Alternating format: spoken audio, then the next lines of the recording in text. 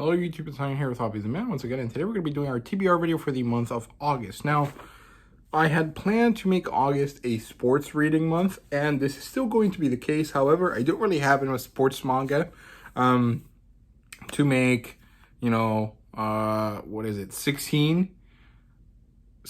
to 20 videos about the subject. So what I'm going to do is going to have the important side of things in terms of content for the channel be about sports manga, which I have a whole bunch of sports manga to read here, but I'm also going to read other things as well because I normally would naturally do this anyways, but I'm not going to push myself to only have one thing going on during the weekdays of the month like I do for other months that I do themes in, right? So just be aware of that. I don't think most people will care, but it is kind of something that matters to me. So half of my TBR is going to be sports manga, and half of it is not going to be sports manga. And let's just get into it. So we have to start off with the obligatory. I'm going to read these, I swear, kind of moment that I always have, which is Red Rising 1, or Red Rising Part 1 of the Red Rising, series. And Shadow Rising Volume 4 or Book 4 in the Wheel of Time. I swear I'm going to read these one day. I just need to keep them on my TBR until I manage to do so. I also mentioned that I dropped the Saga of Tanya the Evil light novel, so I'm not going to continue that one either. I decided to get rid of it because I could never get into the mood for reading it, so we're just going to get rid of it. We're going to get rid of it in Q3's unhaul video, which should be sometime in September. So, yeah, there you go. That's the obligatory. I'm gonna read these, I swear, kind of segment of the video. Now let's look at all of my backlog reads, all of the things that I have either on my bookwalker from way last year, or something that I bought last year that I haven't really gotten around to reading, right? Because I was waiting for a specific theme to do so. So I'm starting off with the non-sports section of my backlog is Why the Hell Are You Here, Teacher Volume 1. I got this forever ago. I think I saw a Sid Snap's video once, and she was doing a partnership with Bookwalker that one time, and part of the partnership was that if you did something through her link, you could get this book for free, and I got it because it's a free book. I'm not going to say no to it, even if I'm not necessarily interested in the series. I just want to give it a read. I do know kind of what it's about. I mean, it's like this teenage guy and this adult teacher, and they kind of have situations occur around them that are kind of really weird, but also very etchy comedy type kind of things. And I'm not sure I'm looking forward to it, but I don't think I'm going to hate it either. So I'm just going to read it and see how I feel about it at the end of the day. So, yeah.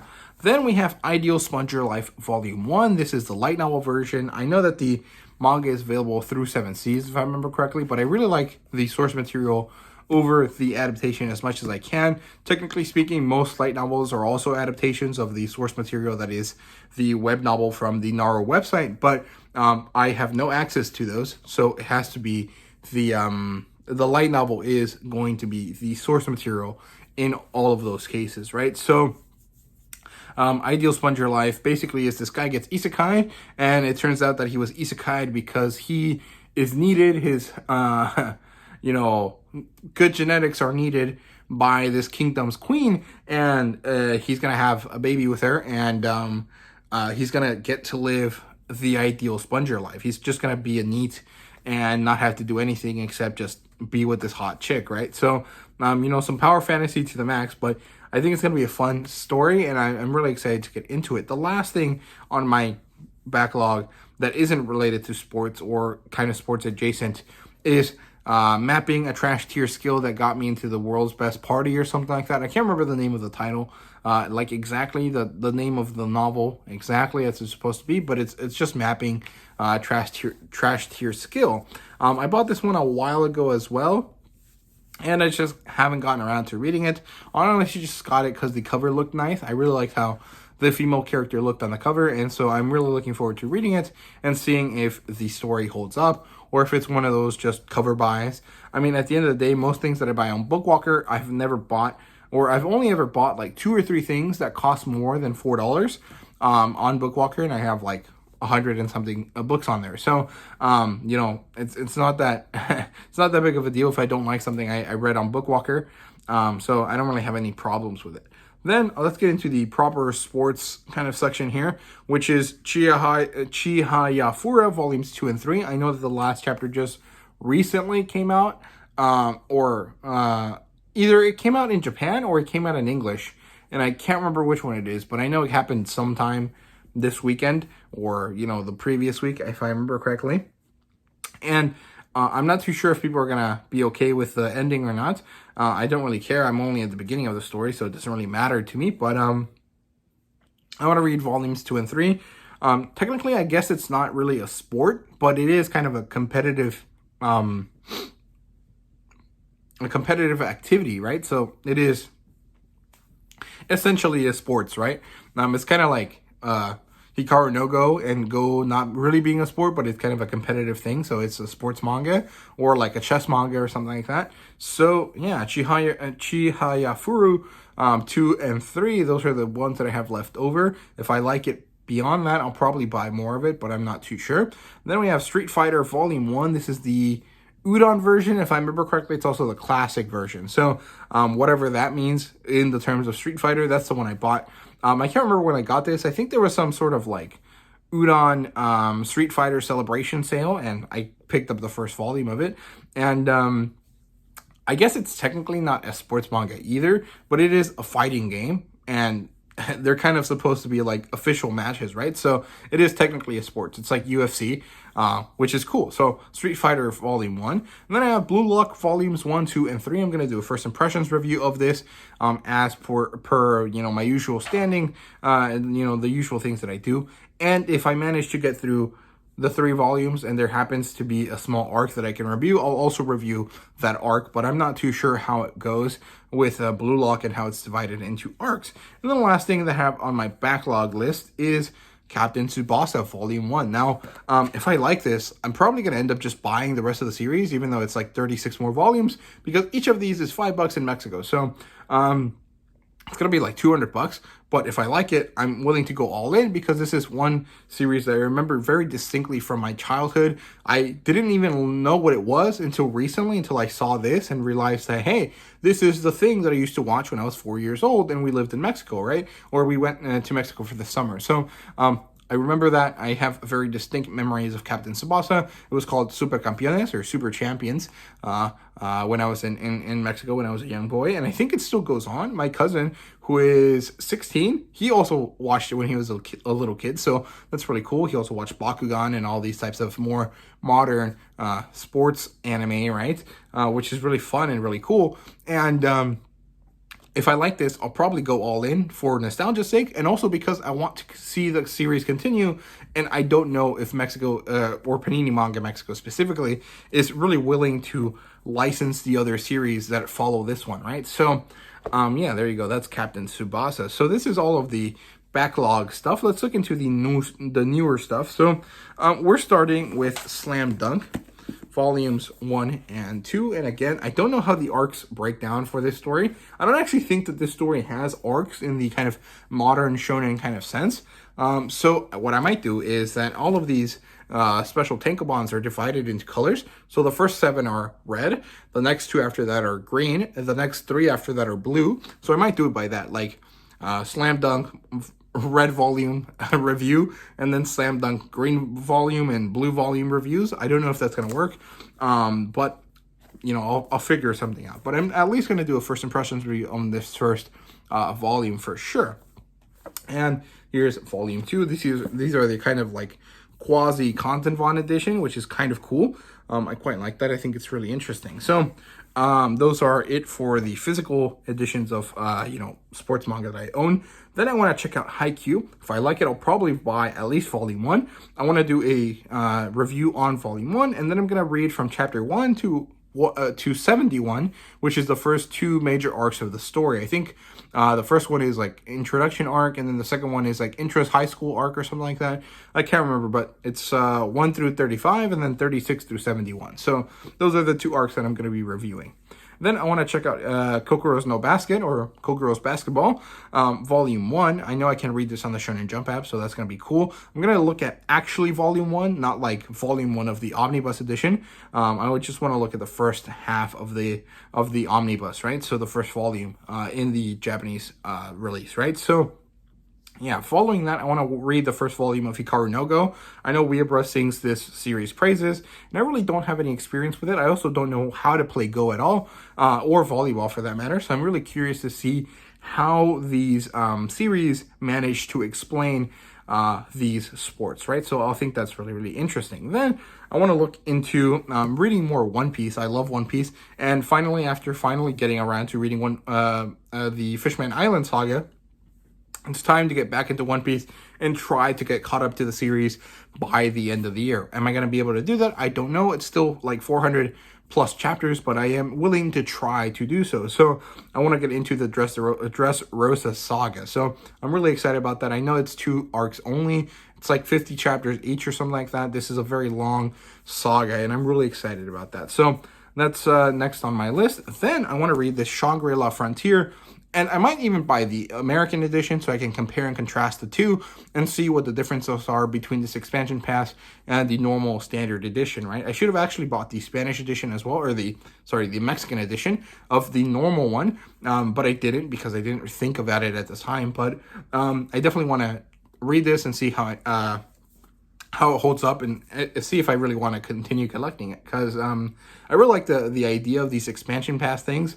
Which are supposed to be like, you get a part of the light novel as well as a part of the story. So I'm excited about that. Hopefully I like it. And if I don't, I'm going to be a little bit disappointed, but not too much, honestly, because again, it was only $10. It's not really that big of a deal. It's 1 volume. It's not going to kill me if I don't like it, right? It's just, there's no resellability, very little resellability in terms of selling it to someone in the US, but I'm sure someone would buy it if I managed to put it on online, right? So yeah, then we're moving away from manga for a little bit. I do have a small comic and novel TBR section here. So the first thing that I want to read is Barbaric Volume 1. I already have all 3 issues. I've already read them. I just never did a review for them. And I picked up Barbaric Volume 1 digitally just this past month. It was only $2. I think it's still on as a discount right now. If you guys want to, just go look it up on Amazon, and it should be up there for Kindle reading for $2. It's a really good price for a good series. It's a really, really good series, actually. So I want to read that, see, finally make a proper conclusion on the story, try to review the story, and then continue reading all of the new stuff that's coming out right now, which is really, really exciting and really great. Then I want to read Harleen, which I actually just got in the mail earlier today.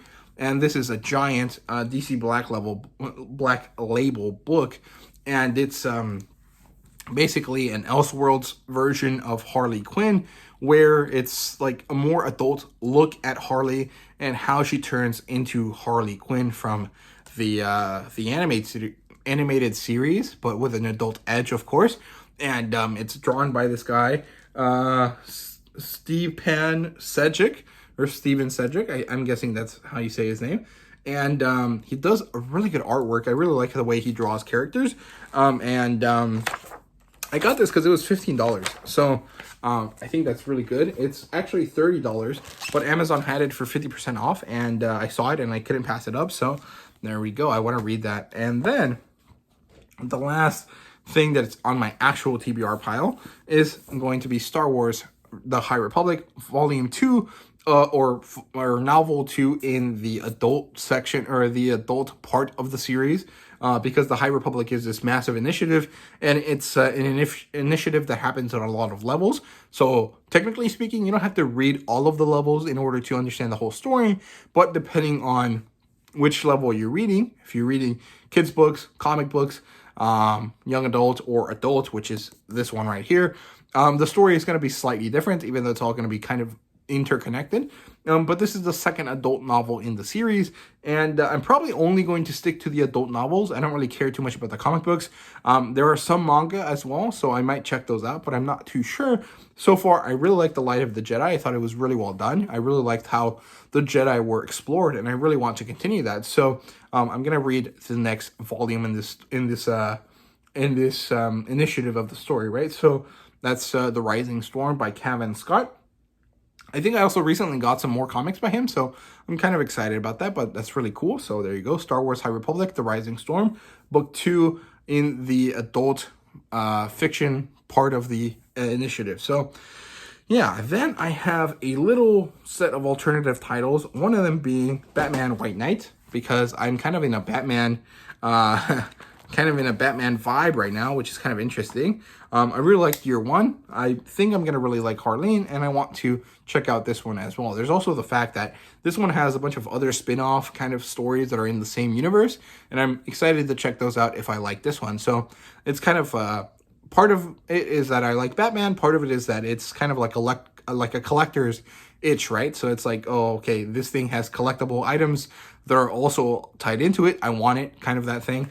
It's kind of a problem, actually, but it's not that big of a deal. At the end of the day, it's just as likely that I get them as it is that it's not. It really does come down to availability and accessibility as well. So, yeah, I also just really like these kind of Batman stories that are one-off that I can read and just not have to worry about continuity with, because, well, continuity is a mess and it's really hard to keep track of everything.